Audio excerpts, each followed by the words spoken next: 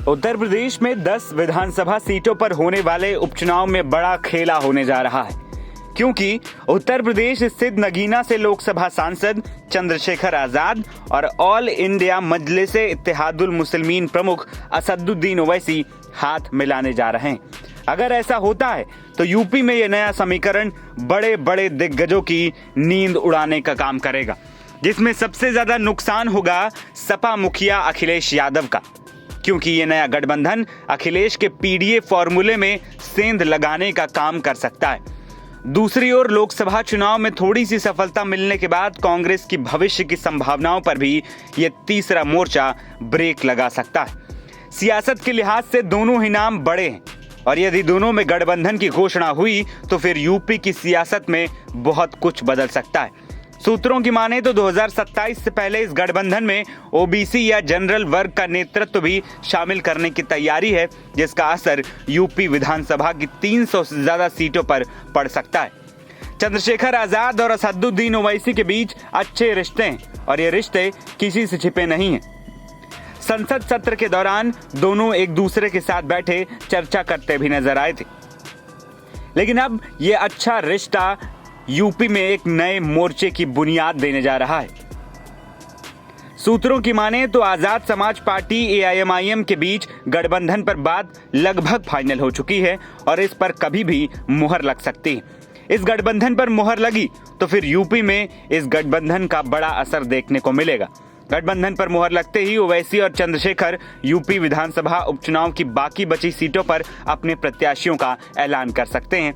चंद्रशेखर की party Azad Samaj party Kanshiram ने पहले ही पश्चिम यूपी के सबसे महत्वपूर्ण सीट मीरापुर सीट पर अपना प्रत्याशी घोषित कर दिया है। इसके अलावा मुजफ्फरनगर लोकसभा की मीरापुर विधानसभा सीट से चंद्रशेखर आजाद ने जाहिद हसन, गाजियाबाद सीट से सतपाल चौधरी और मीरापुर की मंझवा सीट से धीरज मौर्य को प्रत्याशी घोषित किया है। चंद्रशेखर आजाद ने यूपी विधानसभा उपचुनाव में सभी को 10 सीटों पर चुनाव लड़ने का ऐलान करके चौंका दिया था और सबसे पहले कई सीटों पर प्रत्याशी घोषित करके भी अपने इरादे जता दिए। इससे चंद्रशेखर ने बताया कि उपचुनाव उनके लिए कितना जरूरी है। दूसरी ओर चंद्रशेखर आजाद और ओवैसी की एक बड़ी प्लानिंग के तहत आगे बढ़ने की तैयारी है। उपचुनाव से दोनों नेता बड़ा प्रयोग करेंगे।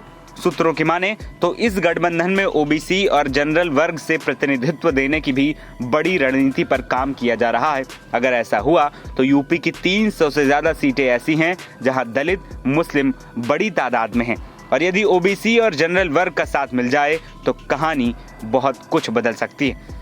पर्दे के पीछे कई अन्य वर्ग के बड़े नेताओं से भी बात चल रही है और कई बड़े नेताओं ने भी भविष्य के लिए सहमति जता दी।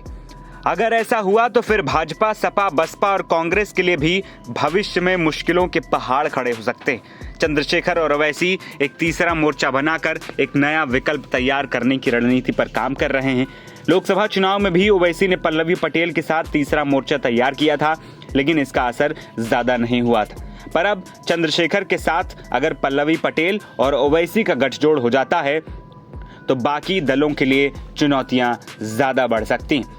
जाहिर है कि अखिलेश ने पीडीए फॉर्मूले के सहारे ही लोकसभा चुनाव में कमाल करके दिखाया था। पश्चिम यूपी के इस फॉर्मूले का बड़ा असर दिखा कि बीजेपी सहारनपुर, मुजफ्फरनगर, कैराना और बिजनौर जैसी महत्वपूर्ण सीटें हार गई।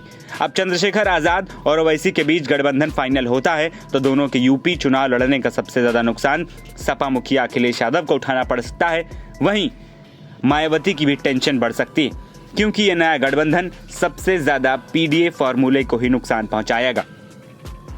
इतना ही नहीं, अखिलेश यादव के साथ नई संभावनाएं तलाश रही कांग्रेस को भी नुकसान उठाना पड़ सकता है। नगीना लोकसभा से अपने दम पर सांसद बनने के बाद चंद्रशेखर का कद राजनीति में कई गुना बढ़ा है। वो हरियाणा विधानसभा चुनाव में भी एक्टिव नजर आ रहे हैं और अब ओवैसी का साथ लेकर वो यूपी की सियासत में कुछ नया और बड़ा करना चाहते हैं, जिसका बड़ा नुकसान बीजेपी को भी उठाना पड़ सकता है। एनबीटी ऑनलाइन की रिपोर्ट।